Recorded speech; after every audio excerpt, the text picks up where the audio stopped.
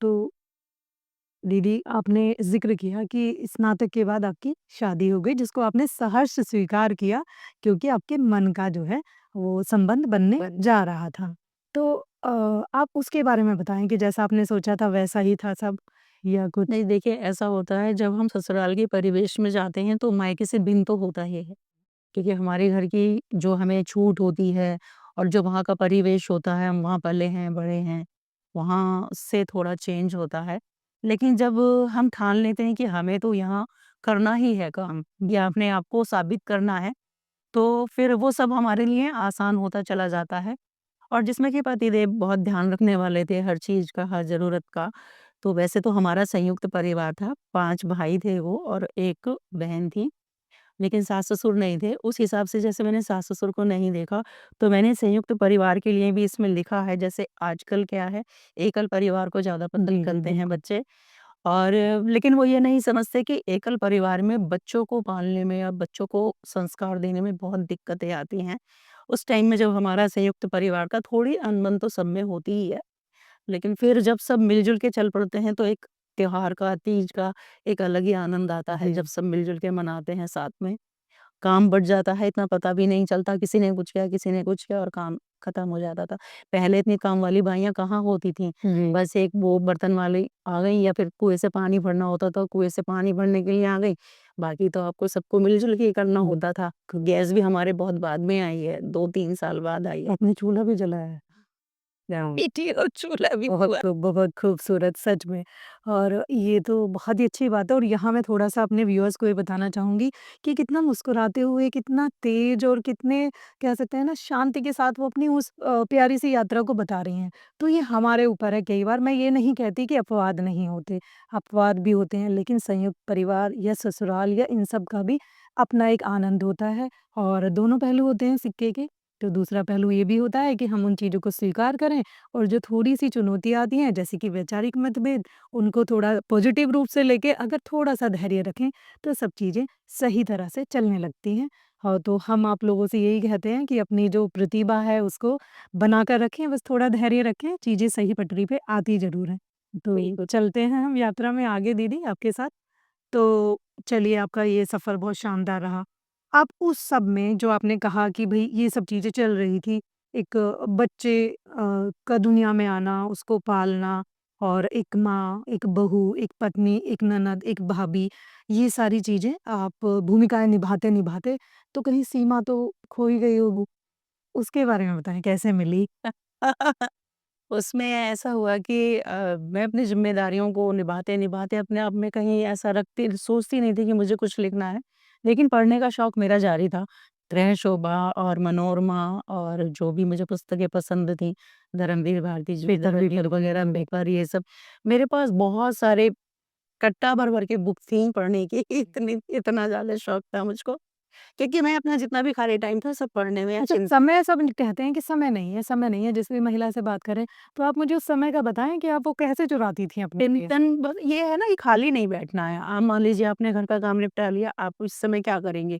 तो खाली से बेस्ट ये है आप कुछ पढ़ें, उससे चिंतन करें, तो आपके अंदर एक पॉजिटिविटी भी रहती है। और दूसरी बात मैं ये भी कहूँगी कि अगर हम आस्तिक हैं और हम अपने धर्म के प्रति आस्था रखते हैं, तो हमारे अंदर पॉजिटिविटी आती ही आती है। और जैसे कि कहते हैं हर सिक्के के 2 पहलू होते हैं। तो मैं ये चाहती हूँ और या मेरा मानना है इस चीज़ का कि मैंने पॉज़िटिविटी पर ध्यान दिया है, नेगेटिविटी पे ध्यान ही नहीं दिया है। जो मिला उसको लिया, जो नहीं मिला उसको छोड़ दिया। जी। कोई बात नहीं, नहीं मिला, मिला उसको पकड़ो। पॉज़िटिव पे ध्यान ध्यान ध्यान रखो अपना और उसी पर काम करते रहो।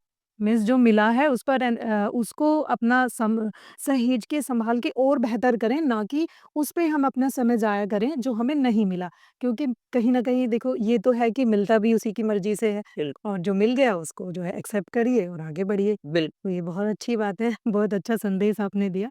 तो चलिए फिर ये सब आप करती रहीं, तो ये मंजरी कैसे निकली फिर? हाँ जी, पर ऐसा हुआ कि सन 2018 में मेरे हस्बैंड काफ़ी बीमार थे 2-3 साल से जी। और 2018 में उनकी डेथ हो गई। तो उनके जाने के बाद मैं डिप्रेशन में जाने लगी।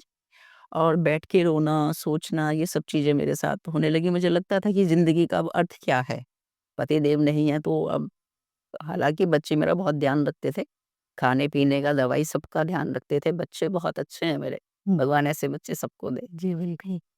तो उस टाइम में मेरी स्थिति को देख कर के कि एक मेरी फ्रेंड थी दीपा, व्हाट्सएप फ्रेंड थी, उनका राधेश्याम भैया का ग्रुप था, जी। आस्था का समूह कृष्ण वंदे जगतगुरुम। क्योंकि मैं आस्तिक हूँ और बहुत ज़्यादा धर्म से अपने जुड़ी हुई हूँ। नित्य प्रति सुबह योग, साधना, व्यायाम और मंदिर जाना, घर की पूजा-पाठ करना, ये सब मेरी दिनचर्या में शामिल दिनचर्या है। है, बहुत अच्छी बात है। तो उन्होंने मेरे को फिर सलाह दी कि आप परमादरणीय गुरुदेव श्री श्री रविशंकर जी का योग और ध्यान करें। वहाँ फिर यहाँ इसमें पीएल शर्मा रोड पे इनकी गुरु दीदी हैं आदरणीय विनीता दीदी। उनके पास मैं अपनी बड़ी बिटिया को लेकर के गई और उनसे बात हुई तो उन्होंने मेरे को हैप्पीनेस कोर्स करने के लिए कहा।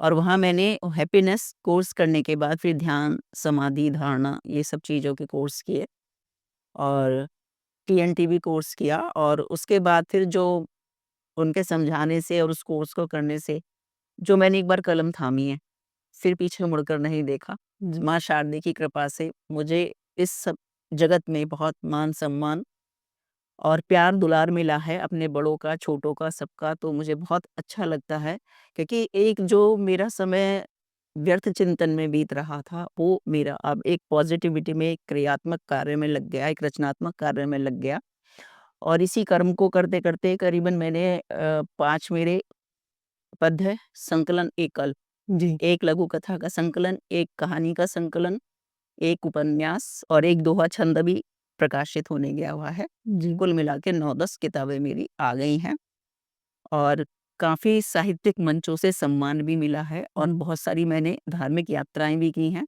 जी। सम्मेलनों को निभाते-निभाते धार्मिक यात्राएँ भी की हैं कि जहाँ भी हम सम्मेलन के लिए जाते हैं, साहित्यिक सम्मेलन के लिए, तो पहले पता कर लेते हैं कि भई यहाँ पर कौन-सा कहाँ हमारा देव स्थान है, वहाँ हम कहाँ जा सकते हैं। तो मैं देव स्थान पे जाना और उनके चरणों में शीश झुकाना ज़्यादा अच्छा समझती कि मैं बहुत आस्तिक हूँ अंदर से। तो अभी जैसे कि हम शिलांग गए थे, मई-जून में शिलांग का हमारा एक कार्यक्रम था, पूर्वोत्तर हिंदी कार्यक्रम अकेला भाई का। जी, वहाँ जाने के बाद कार्यक्रम में तो आनंद आया ही आया 3 दिन के लिए और फिर हम माँ कामाख्या के दर्शन भी करके आए। और 1 दिन के लिए वहाँ माँ कामाख्या के वहाँ गुवाहाटी में भी रहे। तो जो हमारे भैया हैं नरेंद्र भैया जो हम अपनी समूह के साथ जाते हैं, नरेंद्र त्यागी नीरज जी, तो वो कह रहे थे कि भई जो हमें कामाख्या माँ के दर्शन हुए, वो सीमा जी की जिद पर हुए हैं कि हमें जाना ही है। बिल्कुल, बिल्कुल। और माँ कामाख्या का ये अब कृपा देखिए कि हम ट्रेन से हमारी वापसी थी और माँ कामाख्या के दर्शन की कोई उम्मीद नहीं बन रही थी, लेकिन मैंने माँ से कहा, "माँ अब आए हैं इतनी दूर तो दर्शन को तो आपको बिल्कुल, बुलाना ही बिल्कुल। पड़ेगा।" तो ये देखिए ट्रेन के टिकट रद्द हुए और फिर प्लेन के टिकट बने और 1 दिन हमारे को गुवाहाटी में मिला एक्स्ट्रा कि हम माँ के दर्शन करें और फिर प्लेन से वापसी हुई हमारी। तो मैं ये माँ का ही प्रताप कहूँगी उनकी। बिल्कुल, ये यहाँ पे एक बहुत अच्छा मैसेज भी आ गया है कि एक शब्द आजकल घूम रहा है मैनिफेस्टेशन कि हम जो भी कुछ चाहते हैं ना तो कायनात, प्रकृति में वो चीज़ें घूमती हैं और कहीं न कहीं वो आपको वापस मिलती हैं। तो वो पहला एक कहावत हुआ करती थी जहाँ चाहा है वहाँ राह है। तो आपकी चाहत के सामने राहें जो हैं वो खुद ब खुद बन जाती हैं। तो बेहतर ये है और ज़रूरी ये है कि आप अपने अंदर की चाह को जीवित रखें और बिल्कुल जुझारू तरीके से उसको बनाए रखें और राहें जो हैं बिल्कुल मिलेंगी। हो सकता है थोड़ी देर हो जाए लेकिन मिलेंगी मिलेंगी ज़रूर। ज़रूर। तो अब मैं आपके सुंदर सी कह सकते हैं कि आपके जो चेहरे का तेज है ना उससे मुझे इस प्रश्न का उत्तर मिल गया है। लेकिन मैं अपने व्यूअर्स को ये चाहती हूँ कि आप जो इस ऑरा जो आपका है, जिस चीज़ के साथ आप चल रही हैं, अपनी आस्था जो आपकी अपने धार्मिक कार्यों में है और जो साहित्यिक काम आप कर रही हैं, तो उस समय आप क्या मतलब महसूस करती हैं? वो आनंद की जो अनुभूति है वो बता ऐसा होता है कि जब हमारे मन में कोई जैसे कि हम कोई समाचार पत्र में पढ़ते हैं किसी भी समस्या के विषय में, तो मन में पढ़ कर के उद्वेलन होना स्वाभाविक है कि कोई भी चीज़ अगर गलत हो रही है तो उद्वेलन होता है मन के अंदर। लेकिन जब हम उसमें लेखन कार्य कर देते हैं या कुछ मन की पीड़ा को बाहर शब्दों में व्यक्त कर देते हैं, तो जो एक अलग आनंद की अनुभूति होती है, एक शांति कि हाँ, हमने अपनी पीड़ा को व्यक्त कर दिया, बाहर निकाल दिया उसको। तो लगता है कि हाँ, उस समय एक सुकून का एहसास होता है और जो आप कभी भी आप आनंद से भरी रचनाएँ या श्रृंगार रचनाएँ कभी मैं सृजन करती हूँ, उनको लिखती हूँ तो भीतर एक उत्साह आता है, एक अंदर अलग ही उत्साह होता है। तो लेखन का भी मैं कहूँगी एक अंदर से एक उत्साह और उमंग जो आती है, वो लेखन का ही काम है कि हम अपने शब्दों को व्यक्त कर पाते हैं और उसको भावनाओं को शब्द दे पाते हैं। जैसे एक कहा जाता है कि साहित्य जो है वो समाज का दर्पण है। कहीं न कहीं जो समाज में हो रहा है वो साहित्य से झलकता है और कई बार जो साहित्य होता है वो समाज की दिशा भी निर्धारित करता है। तो आपको कभी ऐसा लगा कि आपने कुछ लिखा हो या कुछ ऐसी चीज़ें हुई हो और वहाँ प्रभाव रहा हो और आपको लगे कि भई हाँ, आपकी कलम का जो ये लेखनी है वो साकार हो गई या कह सकते हैं कि उस वो सफल हो गई? तो ऐसी कोई घटना? अभी जैसे ऑपरेशन सिंदूर पे हमारा एक मोदी जी का भारत नाम से संग्रह आ रहा है। ये डॉक्टर राजीव पांडे जी का है।